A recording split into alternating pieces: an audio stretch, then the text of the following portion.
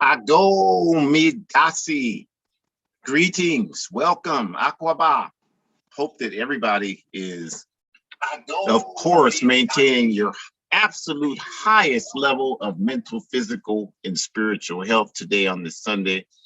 And as always, we want you to know that we are extremely glad and excited that you have decided to spend this hour with us today here at our Ancestors' Voices for this 8/29/21 edition, Huey P. Newton's Murder and COINTELPRO, or the Counterintelligence Program. We are glad that you're here. And we start, as we always do, by acknowledging the indigenous people of the Western Hemisphere whose land we tread on here. Every step that we take is immersed in the blood of the indigenous people. So if you want to do something about that, you can start by refusing to call yourself an American, because if you do that in any way, form, I don't care what you hyphenate in front of it, what you're doing is diminishing the fact that this is stolen land and the people who it was stolen from. That's the first thing. There's a whole lot of stuff that needs to be done to correct that problem, but that's the first thing we can start. So that's our recommendation there. Respect to the indigenous people and their rightful and just fight to reclaim their stolen lands, which they will be successful in achieving. And also, along with that, we give honor and respect to our African ancestors, of which Huey P. Newton is obviously one. And there are millions others. They are the reason that we are here today. I am in the middle of reading a book I picked up a week ago, Robert Paris Moses, A Life in Civil Rights and Leadership at the Crossroads by Laura Visser Mason. And if you don't know who Robert Moses or Bob Moses is or was, he was a early organizer for the Student Nonviolent Coordinating Committee and was really an essential person in charting their program of nonviolent resistance in the Deep South in the early 1960s. And he actually just made his physical transition just a few weeks ago. He is the founder of the Algebra Project, where he spent the last 30, 40 years teaching inner city African youth and indigenous youth how to do algebra before his passing. So we honor our ancestors. They are the reason that we are here. They're the cause for our being able to exist and speak as we do today. So we are happy to be able to represent and do our absolute best to honor their legacy. And this topic today, again, like all of them, but very important. A lot of people know the name Huey P. Newton. People know he was the co-founder of the Black Panther Party for Self-Defense in Oakland, California in October 1966. Most people know that he was the chief and primary ideologue for the Black Panther Party. It was his encounter with Oakland police officer Jim Frey on August 28th, 1967, in which Frey was killed, his partner Haynes was injured, and Huey P. Newton was injured, that really set the stage to propel the Black Panther Party into the national spotlight. He was arrested, put in jail, and the Free Huey movement really capitulated the Black Panther Party into international consciousness. Everybody has seen the picture of Huey P. Newton in the rattan chair with the spear and the rifle that was used to publicize his legal fight to get out of jail. So a lot of people also know his, delving in the latter years of his life, his drug use, his abuse, and all of those things that certainly happened, and we're certainly unfortunate that they did happen. But the point of today's session is to illustrate how his failings were not the reason why he was killed on August 22nd, 1989, but simply they were used as cover by the US government to kill him. And we're going to talk about why. So we're glad that you're here with us to do that today. We appreciate you, and we will get right into it. As we always do, we just will do our quick introductions. My name is Ahjamu, and I'm an organizer for the All African People's Revolutionary Party, which of course sponsors our Ancestors' Voices. And with me is my daughter, Shukura, who is also an organizer with the AAPRP and is a student studying to become the first doctor in this family, which she will achieve if she's on schedule next year. So we're excited, but even if she hadn't even graduated high school, I would be just as honored to share this space with her because she's a dedicated soldier, committed to justice, passionate. I don't know where she got that from, but a really good person. And those are the things that matter, at least to us. So just honored to share this space with her. And the objective of the All African People's Revolutionary Party, you all, is Pan-Africanism. We believe Pan-Africanism, or one unified socialist Africa, is our solution. We believe that until Africa is free, no African anywhere on earth can ever have expectations of being free.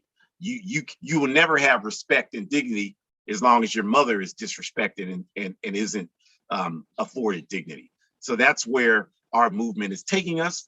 And we have a number of years of work, and we're continuing to build on that work. We're based in Africa to bring about that objective. And we have chapters everywhere around the world and relationships with other liberation movements who are also fighting against the same enemies that we fight against, the international capitalist and imperialist network.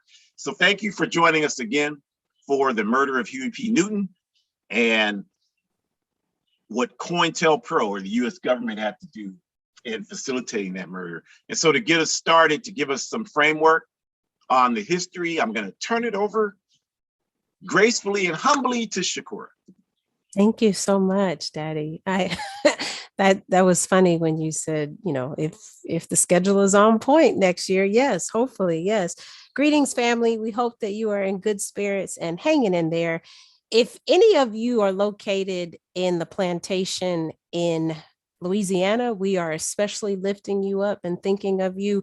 We hope that you all are safe, healthy, and well, mentally, physically, spiritually, in any capacity.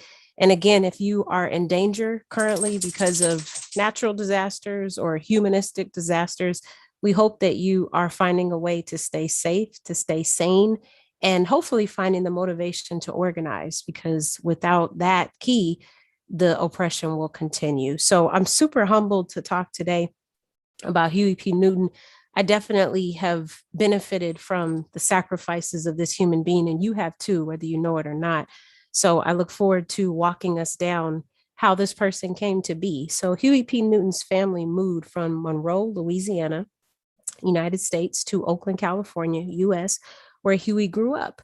While befriending Bobby Seale at Merritt College, Huey developed several ideas for how to make a splash upon society. While building upon he and Seale's participation within the Soul Students Advisory at Merritt, Newton, influenced by Oakland activist Mark Comfort, who had participated in supporting the Student Nonviolent Coordinating Committee's SNCC, Lowndes County Freedom Organization, or the original Black Panther Party in Alabama in 1965, talked Seale into joining him in initiating the Black Panther Party for Self-Defense in October 1966. Solidified with an initial membership of Huey, Bobby, 16-year-old little Bobby Hutton, the Fort brothers, and big man Elbert Howard, the Panthers were born with Bobby as their initial chairperson and Huey as the Minister of Defense. Little Bobby was the treasurer. The Panthers' armed patrols against police terrorism against the African community brought them widespread attention, and when the white power structure moved to disarm them with legislation from racist Senator Don Mulford and the full support of the racist National Rifle Association in 1967, a law was passed making open carry of firearms illegal in California. The Panthers, mobilizing to protest this racist bill, marched 29 armed Panthers and supporters into the California State Capitol building on May 2nd, 1967. 29 armed Panthers. Are you all picturing that? Because I am. And as I said before, this organization's sacrifices are the reason that we are standing here today. Marched into the state capitol on May 2nd, and subsequent in international publicity and the Panthers' eventual community programs that endeared them to the African masses made the Panthers public enemy number one in the eyes of the federal law enforcement agencies. Next slide, please. In early 1968, the Federal Bureau of Investigation, the FBI, launched its latest and many versions of counterintelligence programs aimed at social justice organizations. This particularly vile version focused on neutralizing African liberation organizations. So again, the counterintelligence program, their full initiative was to disarm, disable, dismantle organizations that promoted why Africans should be organized. And I think it's really important that we simmer on that and just remember that that was the objective of why this sub characteristic of the FBI, or sub umbrella, if you will, was created. So they had their hands in dismantling every organization you could think of. Some examples would include the Republic of New Africa, the Nation of Islam, SNCC, Student Nonviolent Coordinating Committee, and the Revolutionary Action Movement. But the target, the primary target of this campaign was the Black Panther Party. Due to its increased popularity, due to its national programs, I am a benefit of the Black Panther Party, because if it weren't for them, we wouldn't have an idea of what women identifying health looks like. We wouldn't have an idea about that because they shed light and brought that to the attention. I am also a benefit of the Black Panther Party because without their national program, many public schools still would not be feeding their children every day. So as I just said to you, we both benefit. And if we continue to do more and more research, we'll get a better idea of just how involved Huey was, just how involved Bobby Seale was. And we'll start to understand that they basically needed to be stopped. Why? Because they were making the world a better place by bringing food to starving children. That's why they needed to be stopped. This is the country that we fight for, though, right? This is the country that you all will die for and will beg to protect. You will defend your patriarchy and your patriotism. Same thing, in my opinion, but you will defend that. When I just told you that this organization was literally dismantled for bringing food to starving children, and we are upset about that, we don't want to encourage that. We really need to unpack that, family. We really need to unpack that. So because of their national programs, because of their charismatic leadership and their image and the imprisonment of Huey P. Newton on the death of an Oakland police officer and the international Free Huey movement, all of that was a product of that being the result. The FBI did its homework, though. So this is why we have to continue to organize in spaces where we are secure and we are secrete, and that we are not necessarily just opening up for our laundry to be aired to everyone. By late 1968, they produced a study that indicated that although at its highest, the Panthers had a membership of 800 to a couple of thousand core members.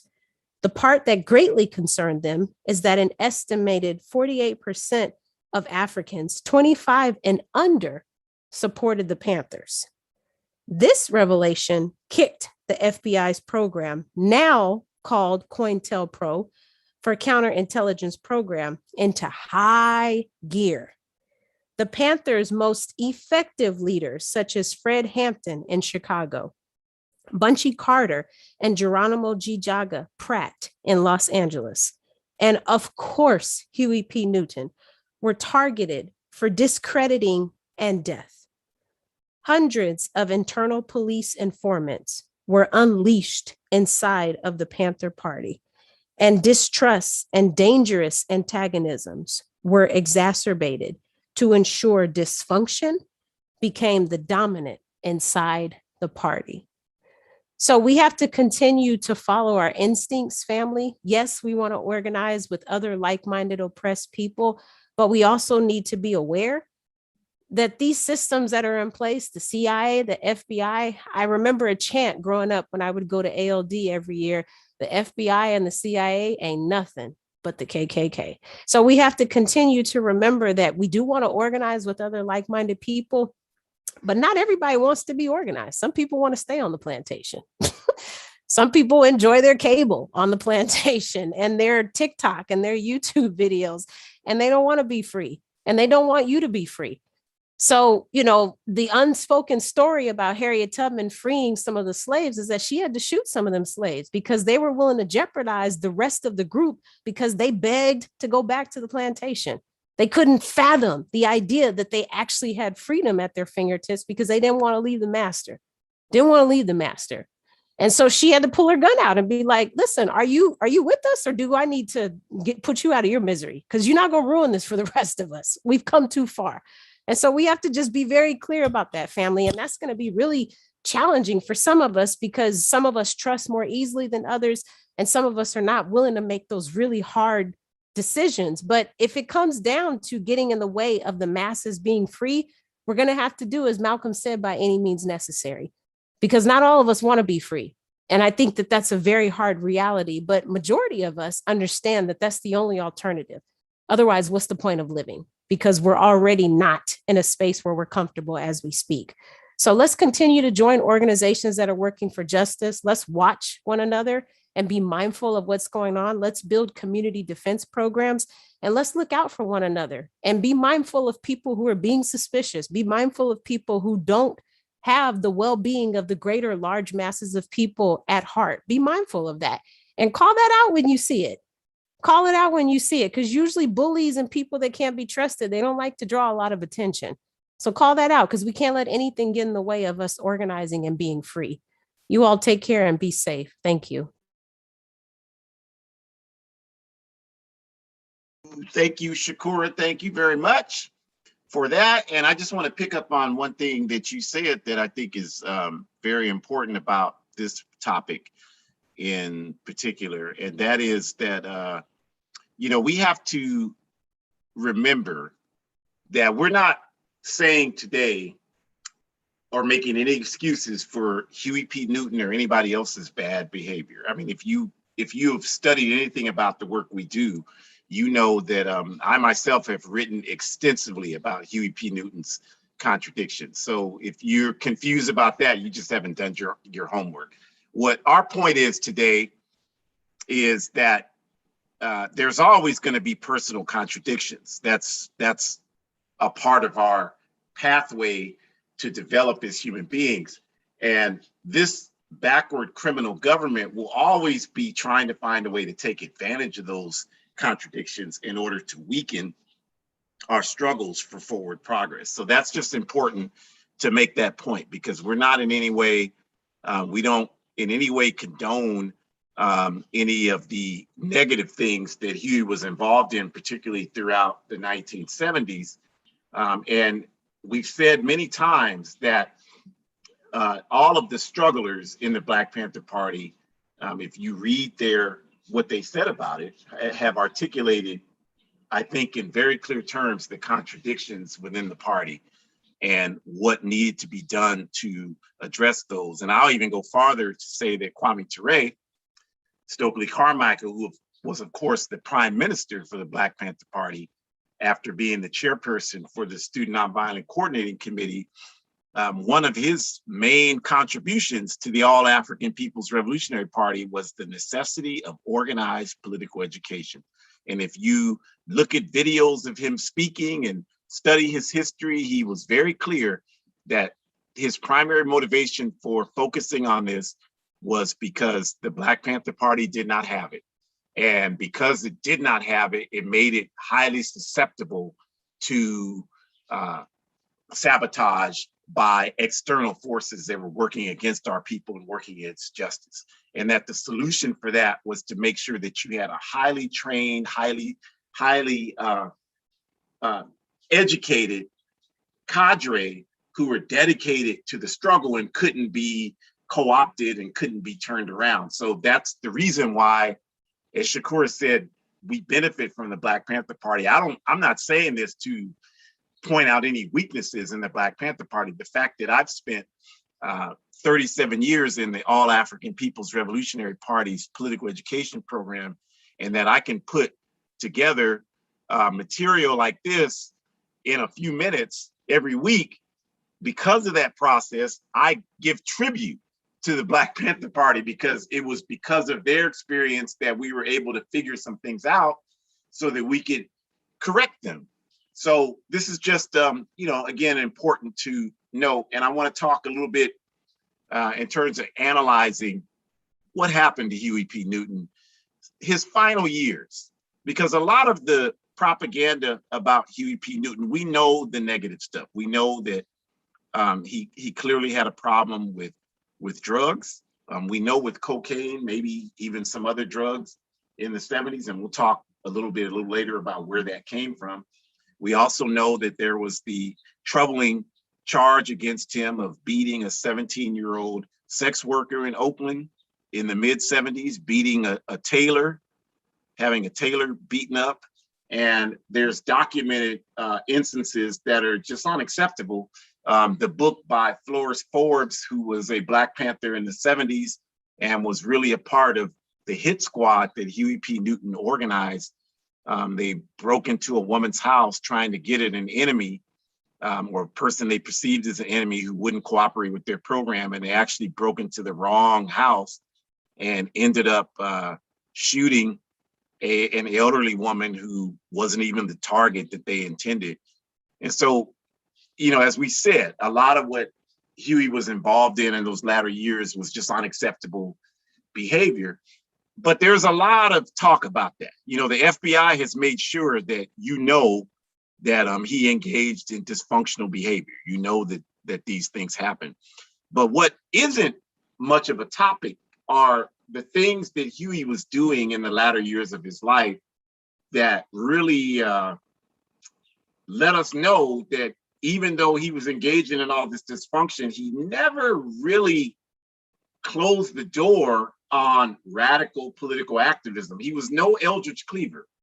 He was not someone who became a born-again Christian and denounced the struggle for revolutionary socialism, or he never did any of that. And the reason why that's important to point out, you all, is that this system, when you engage in the type of creative and significant struggle that Huey P. Newton did, the concept that I remember when I was a child, my father was hospitalized. I was 12 years old.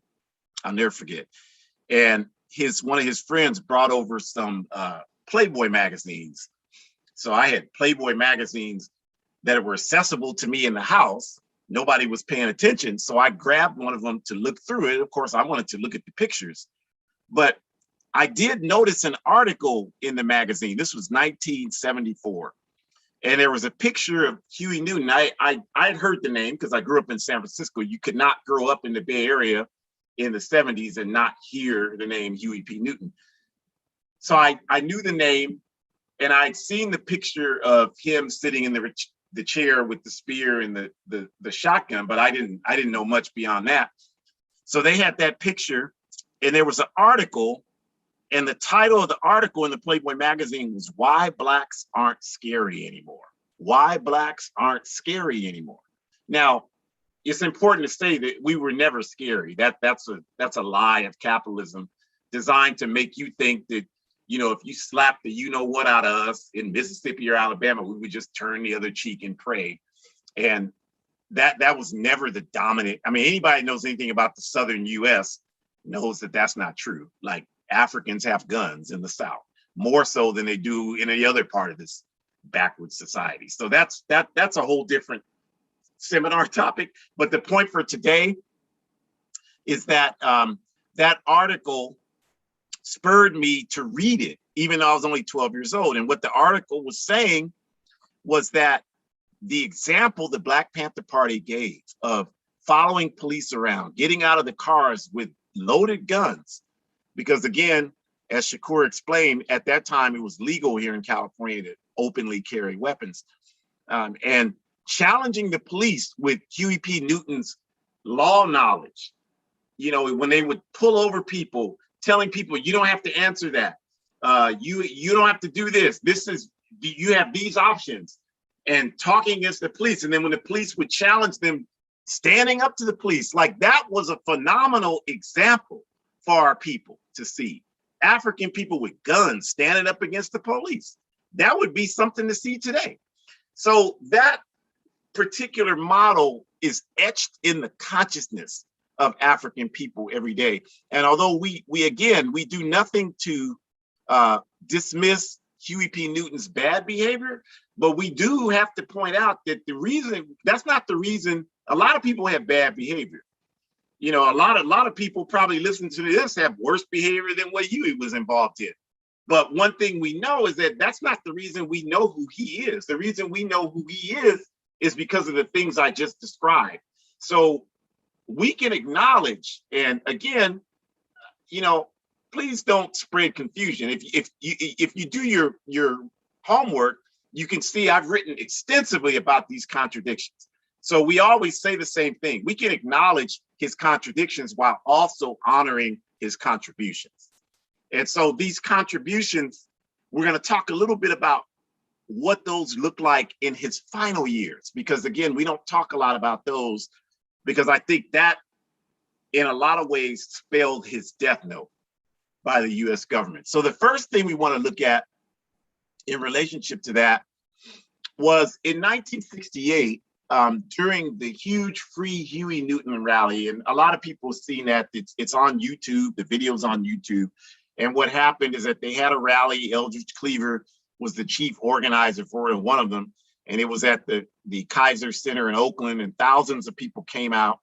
And that's when they announced the alleged merger between SNCC and the Black Panther Party, where Kwame Ture, who was Stokely Carmichael then, and James Foreman, and Jamil Abdullah Alameen, who's currently incarcerated, who was H. Rap Brown then, were all SNCC officers who were drafted into the Black Panther Party. There was never actually an actual merger between SNCC and the Panthers, although that would have been great. It just never happened. But that's where they all spoke there, and there was a lot of energy about Free Huey, where they came out of that with the Huey's not free, the sky is the limit. And as they were leaving that event, Kwame used to tell us that the police were lined up on the steps, and the police were yelling that they were calling him the N-word, if it takes us 20 years, we're going to get him. Because again, you know, when a cop gets killed, and it's not clear what happened that night on August 28, 1967, when that cop who incidentally had an extensive record of abuse against the African community. And we have every right to stand up and stop people from abusing us. You don't want to get killed in our community, stop abusing us. So you're tuned into the wrong program if you expect me to express remorse for that murderous Gestapo, because I have none. But we don't know what happened that night. But what we do know for sure is that once one of these Gestapo police are killed, they will never rest until they get retribution against that. Because the police are you want to talk about a gang, that's the best organized gang on the planet Earth. Police everywhere on Earth are the best organized gangs in every society where they exist. And so they will never let someone get away with that. So when they said, we will get him if it takes us 20 years, you better believe they weren't just spouting rhetoric. They have a concerted history of doing this, you all, which we'll talk about at the end. Like, it's not like they're just issuing idle threats. You know, we issue idle threats. These people don't do that. When they say they're going to kill somebody, that's what they intend to do. And they have a strong track record of doing that. So that's the first thing we want to point out, just to make the clear illustration that they had marked this man for murder.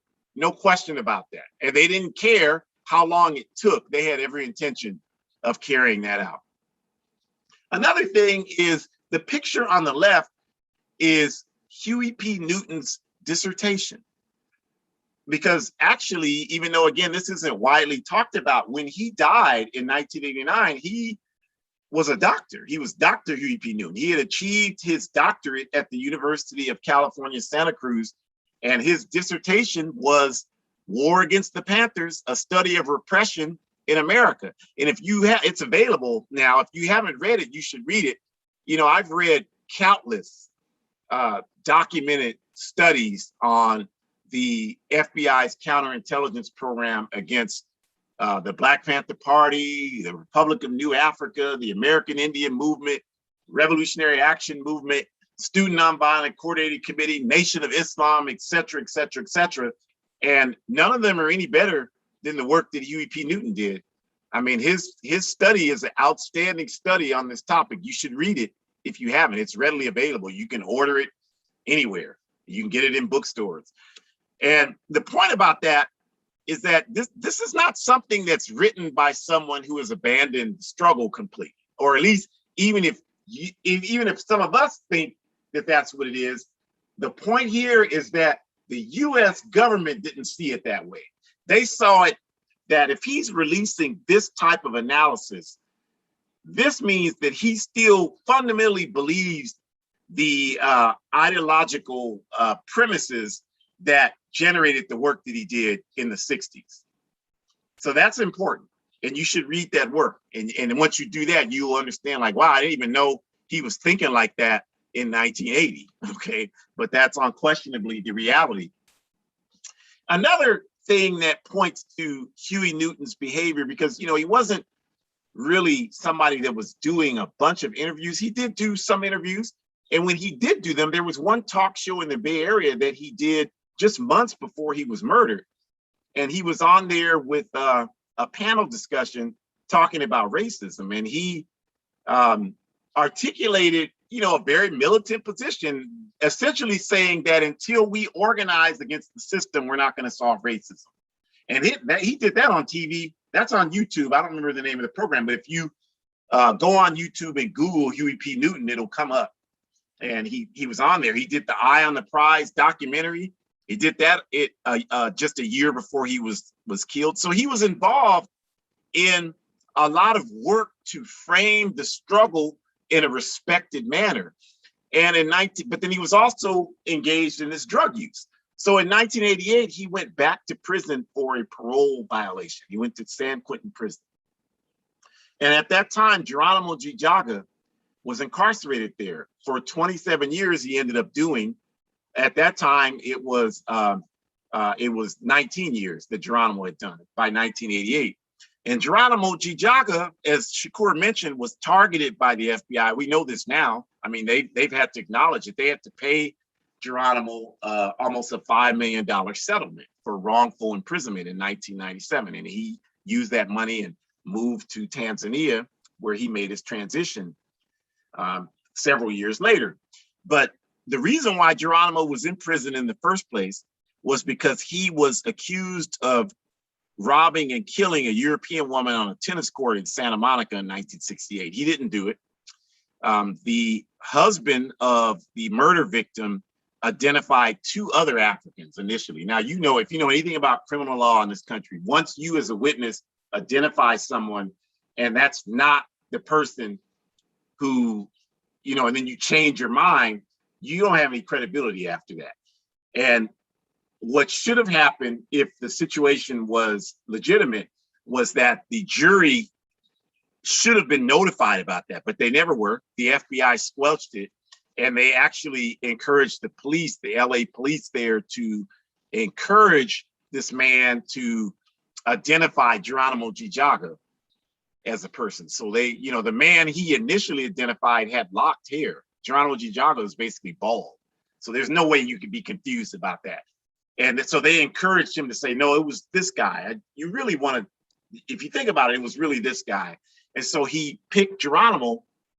Geronimo was convicted, went to prison for 27 years. The point of telling you all this is that part of the counterintelligence work in the Panthers was to set up Geronimo. And the way they did that was when Huey Newton was in jail initially for the cop that was killed in 1967, the FBI was sending him constant letters saying this person is a police informant. They sent him countless letters saying Geronimo G. Jaga was a police informant. Huey P. Newton didn't know Geronimo G. Jaga at all, because most of the people who joined the Black Panther Party joined after Huey was in jail. So he didn't know most of the people in the party. He didn't really even know Eldridge Cleaver, you know? So after a while, he began to believe these accusations. And so when the charges came against Geronimo, Huey P. Newton ordered all the Panthers not to say anything in Geronimo's defense, even though Huey and several Panthers, Bobby Seale, his brother, David Hilliard, June Hilliard, Emory Douglas, Elaine Brown, all of them were at a meeting with Geronimo at the time when this murder in Santa Monica took place. And so they could have spoken up and said, oh, he was there. He couldn't have been in LA because he was in Oakland. The FBI knew he was in Oakland because they had wiretapped the Panthers' phones. They knew he was there, but they were trying to, again, set him up for imprisonment. And so Huey was part of the reason why Geronimo went to prison for 27 years. And so that's why I'm explaining that to you, because in 1988, when Huey went back to San Quentin for that parole violation and Geronimo was incarcerated there, Huey P. Newton decided he wanted to stage a protest, and he apologized profusely to Geronimo for his role in Geronimo's incarceration while he was there. And then when Huey's time came to leave, he refused to leave. He actually stayed at San Quentin 5 full days after he was eligible to leave in protest of Geronimo being there. He was demanding that Geronimo be released.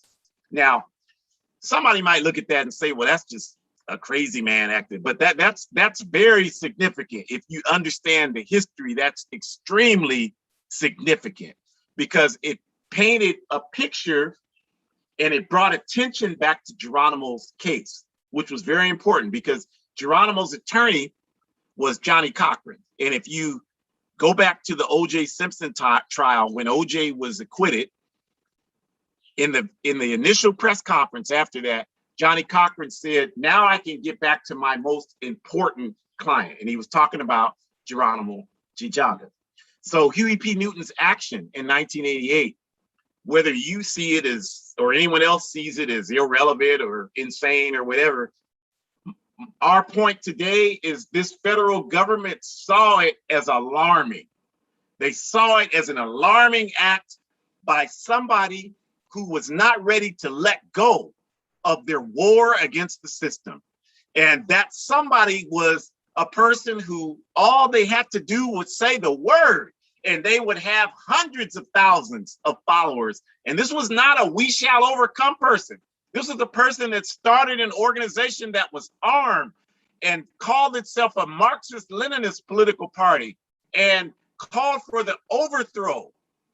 If you look at the Black Panther Party's 10-point platform, one of their points was the overthrow of the capitalist system.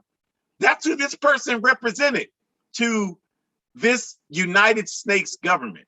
So that's why when he carried out this action in protest of Geronimo G. Jaga being incarcerated, it really raised the spider sense of these reactionary police agencies in this country. And they knew that they weren't intending upon letting this man just walk around the streets, understanding that at any moment he could decide, I want to be a revolutionary again. And up to his death, despite his erratic and dysfunctional behavior, as I mentioned, Newton participated in events all over talking about the struggle. I went to an event at the Uhuru House in 1986, and Huey P. Newton was the keynote speaker there, and he gave a strong analysis about COINTELPRO and how we have to organize to ensure we don't repeat the mistakes in the Black Panther Party so that we can be stronger in fighting for revolution. This was 1986 when he gave this, I was there. So I heard everything he said. It was a very strong presentation in front of close to 1,000 people. So this made this man a problem to the state, you all. I mean, you have to understand that. He might not have seemed like he was a problem to anybody else, but to the state, he was a problem. Still, despite his dysfunctional behavior happening all the time that he was doing all these things that I'm talking about here. And so let's talk about COINTELPRO and Huey P. Newton. Like, what did they do once they realized that, you know, this man was still capable of this type of radicalism and activity? What was their response to that? Well, we know that the FBI completely infiltrated and sabotaged the Black Panther Party and the Black Guerrilla Family, or the BGF, which was founded by Black Panther Party Field Marshal George Jackson, who, if you've been paying attention to Black August events, you should know who George Jackson is. He was incarcerated at Soledad, San Quentin, and other institutions in California since he was a teenager. And he was a leading organizational figure in the California prison system. He was so strong that even the Aryan Brotherhood respected George Jackson. Even the Mexican Mafia, the founder of the Mexican Mafia, Rodolfo Cerdana, respected George Jackson. So he was also, again, a field marshal in the Black Panther Party who idolized, or I don't want to say idolized, but highly respected Huey P. Newton. Okay. And the reason why that's important is because the Black Guerrilla Family is a secretive organization with high military discipline. So people in the Black Guerrilla Family won't even tell you, hey, I'm BG. I grew up with people that were BGF here in California. I knew they were. They knew I knew they were, but they would never acknowledge it because that's what they do structurally. They don't tell you, oh, I'm Black Guerrilla Family. So you don't know who it is, and they're highly disciplined. So, but even in spite of that, they made the unprecedented step after Huey P. Newton's murder of denying any involvement in the murder. And the reason why they did that is because Tyrone Robinson, who was an alleged BGF member, who was the person convicted of shooting and killing Huey P. Newton on August 22nd, 1989 at about 5:30 in the morning on a West Oakland street, because he said Huey P. Newton was robbing him of crack cocaine. He had said that he felt that by killing Newton, he would gain prestige in the BGF because Newton had been ripping off drug dealers on the streets of Oakland for their crack. And the BGF statements that were coming out were saying that's not true. We didn't authorize any hit on Huey P. Newton. And they even went as far as to say that our founder, George Jackson, was a comrade of Huey P. Newton. And even though we had serious problems with Huey P. Newton's behavior on the streets of Oakland in the 1970s, we would never authorize, out of our respect for his contribution to our people's struggle, we would never authorize any type of hit on Huey P. Newton. Now, that's significant to me because, again, the BGF doesn't say anything about anything, ever. But yet they felt the need to make that statement. It's not like if they hadn't made that statement, something was going to happen to them, you know, or something, or their reputation was going to be soiled any more than it already is. It wasn't that. So they had no motivation, no incentive to make that statement. It in no way benefited them to make that statement unless it was true. Unless it was true, you all. That was the only reason they had for making that statement. In no way would they benefit by saying that. Now, the FBI paints the picture of an erratic and violent Newton, and he certainly was erratic and violent in his latter years. But that clearly wasn't the only, like pretty much all of us, he was several people at the same time. And although those were elements of his behavior towards the end of his life, that certainly wasn't the full picture of who he was, as I just illustrated in the last slide. And the other elements of his life, the refusal to denounce the struggle, the active participation in some elements of the struggle, the action at San Quentin prison, and all of those things really concerned the state, as I mentioned. And they were not concerned about Huey P. Newton's behavior, because if you look at the FBI informants who sabotaged the Black Panther Party, their job in infiltrating the Black Panther Party was to cause death, right? George Sams was the direct reason that Alex Rackley was killed. Alex Rackley was innocent. And George Sams, who was the police informant in Connecticut, convinced everybody in that chapter that Alex Rackley was the police informant, and they tortured and killed that 19-year-old brother. And he had done nothing but serve the Black Panther Party vigilantly. William O'Neill, of course, was the man who set up Fred Hampton and Mark Clark for murder in Chicago. I saw the movie. You know, we don't read about anything, but I'm sure we saw Judas and the Black Messiah. So you probably know the name William O'Neill for that reason. Cotton Smith did the same thing in LA with the LA Panthers, sabotage. And so these people, and Cotton Smith played a critical role in antagonizing the differences between the LA Black Panther Party and Maulana Karenga's US organization, which led to the incident at UCLA where Bunchy Carter and John Huggins were murdered. So the FBI wasn't concerned about anybody being violent. That's what they do. They're violent criminals, the FBI. But they were concerned about the potential for Huey P. Newton to get back involved in this struggle. And so just some final thoughts, and this is the critical part of this, because I know some people will hear that and they'll say, yeah, but it's not really, doesn't really say that they killed him. Well, to us it does. And the reason why it does to us is because despite Huey's negative behavior in his latter years, as we stated, the state still had much fear for his potential return to activism.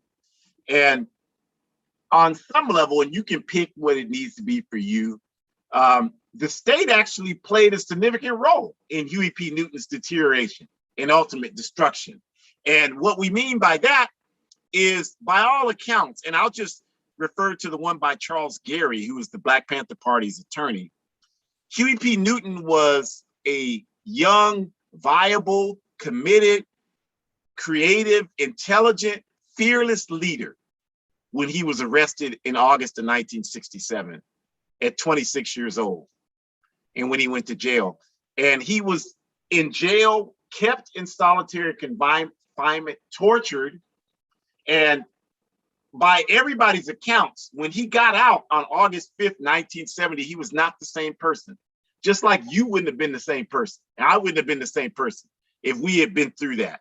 And then that, because of the Hollywood status of the Black Panther Party, it gave them access to a lot of people with resources, Hollywood actors, you know, people like Jane Fonda and Donald Sutherland, Marlon Brando. They were spending time around the Black Panther Party. Marlon Brando paid for the funeral of little Bobby Hutton when the Oakland police killed him on April 6, 1968, 2 days after Dr. Martin Luther King was killed. Marlon Brando paid for that funeral. So this brought in the drugs. And at the time that Huey P. Newton was released from prison, and a lot of Panthers have written about this in their books, you should read it and study what Assata Shakur and Bobby Seale and Kwame Ture and David Hilliard and all of these, Elaine Brown, all these people had to say who were directly involved in this. And they talked about how at the time Huey was released, all the other Panther leaders had been either killed or were in prison. And the general feeling among the Black Panther Party was that if we can get Huey out, because for years now they had been free Huey, that had been the primary call of the Black Panther Party. And so the thought process was that if we can get Huey out of jail, all of this dysfunction that's going on, he can fix this. Well, no one person can do that.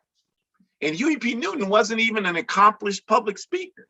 I mean, that just wasn't his main quality and skill. And so the person that people expected to get out of jail was the person sitting in the rattan chair with the spear and the shotgun, not the actual human being that Huey P. Newton was. And clearly he never felt adequate enough to be that person. And it caused serious internal conflict in that man. And I'm not saying any of that to make any excuses for his erratic and bad behavior. Again, do your research before you comment on what I'm saying now, because we have established that position for years now. For you even, a lot of people even knew who Huey P. Newton was. We established that. So don't bring that nonsense into this discussion. What we're saying right now is that this was not the same man in 1970 that was there in October in 1966. And a lot of that was due to the repression he experienced from the police. The counterintelligence program between 1967 and 1971 had 269 planned actions against the Black Panther Party. And by planned actions, we're talking about things that were designed to discredit people, turn people against people, get people arrested and convicted and incarcerated, and get people killed. And of those 269 actions against the entire African liberation movement, rather, 233 of the 269 were against the Black Panther Party. And the overwhelming majority of those were aimed directly at Huey P. Newton. And so I don't know a human being, alive or dead, who faced with that level of repression would not have a strong potential to buckle. And so not making any excuses for the brother, but just saying that that's what happened. That's what happened. And it would have happened to a lot of people in a lot of different ways. And it's unfortunate. And, you know, I think what's important for us today is to understand that so we can prevent that from happening in the future. And then the response of the masses of people to his legacy reflects an acknowledgement of his contradictions, as I've said multiple times, but also a recognition of his contribution. The thousands of people that came to his funeral in 1989, which I was there, saw it, participated in it. A lot of movement figures came, reflected the love people had then and still have today for the contributions of Huey P. Newton. You all have family members that are far from perfect. All of us are far from perfect. And you still love them, even though you recognize you might even love them and not even trust them, but you still love them. I have relatives like that who have for years carried out dysfunctional and harmful behavior against me, and I love them. I've forgiven them because I've done my work, but I wouldn't turn my back on them. So that's what we're saying about Huey P. Newton, that I think the masses of African people get that and understand that about him. But going back to the state killing him, the thing that you have to remember is the capitalist system doesn't recognize retirement. Now, in Huey P. Newton's mind, he might have thought, well, I'm not really engaging in that struggle like I used to. He might have thought that, I don't know. I didn't ask him, and he never commented on it publicly. But based on his actions, it's logical to conclude that he felt like, you know, he would evolve into a different life and walk away from that. But the point that you have to realize is that the state never recognizes that. If you were active in the struggle on that level, at some point to them, you're always having the potential to become active again. And if you want examples of that, look at Comrade Fidel Castro in Cuba. This picture of him, he was close to 90 years old when he made his physical transition in 2016. From 1959 until, according to Cuban security forces, up until his death, the US made efforts to assassinate this man. No question about that. That's documented even by international capitalist dominated entities like the United Nations. That's documented. The San Francisco 8, which the poster on the right reflects, these are people who by the early 2000s had significant others, children, were working capitalist jobs every day, had houses, mortgages, paid rent, had car notes, and were clearly not involved in the African liberation struggle and had not been for 30 plus years. But yet the FBI opened cases of unresolved police killings from the early 70s and targeted these 8 people and arrested them and framed them and had them convicted, even though they knew these people had not committed those crimes. They were just left open on the books. My point is that they will never forgive you when you stand up and fight for justice. They will never forgive you for that. And another example is our sister, Assata Shakur. Right now, today, the highest bounty, monetary bounty on a fugitive's head in this country is on Sister Assata Shakur. The federal government is offering a $2 million reward for her capture in Cuba and return to the United States to be reincarcerated after she escaped on November 2nd, 1979. And this woman has been in Cuba since 1984, so going on 40 years. She hasn't been active in the African liberation struggle in this country for almost 40 years. She's in her 70s, and these people have a $2 million bounty on her head today. Go in the post office. Don't take my word for it. It's there. You can see it.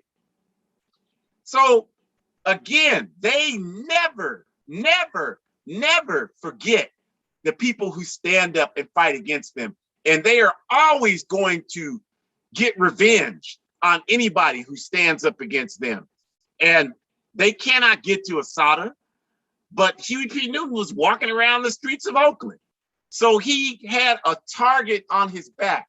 And our argument is that you can believe whatever the hell you want to believe, but we know that they used his dysfunctions simply as cover to justify killing him. And the Black guerrilla family was just used as a surrogate to do that, because they know that if they accused them, nobody was going to raise a fuss about that, because people see them as a criminal organization and not somebody that has any credibility. The guy that they accused of it is not somebody that has any credibility. Nobody would question that. And so who knows what they did, whether somebody got a payoff or what they usually do. But there's no question in our minds that this was a setup and that this man was murdered because he clearly had the potential to re-engage the struggle for justice and liberation. And if you question that, there is absolutely no question in our minds about that. So we will just say that we ask you to let people know about these functions that are designed to educate and provide political education. I'm involved in a number of efforts to initiate political education efforts and community defense projects. We ask you to let people know, because the only way that we can let people know is with your help. So please help us. We appreciate you helping us know, letting more people know, at least get one person you can let know about these regular political education events. So next week here on our Ancestors Voices, Sunday, September 5th, 4 to 5 p.m. Pacific time, we're going to be talking about what's happening in Afghanistan from a revolutionary pan-Africanist perspective. So please tell people Afghanistan is all on the news and for all the wrong reasons.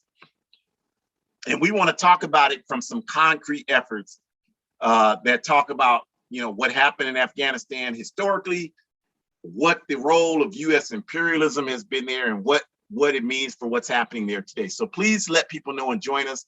Go to aprp-intl.org, join the All African People's Revolutionary Party or any organization working for justice. Go to abetterworld.me. While you're there, donate. That would be great.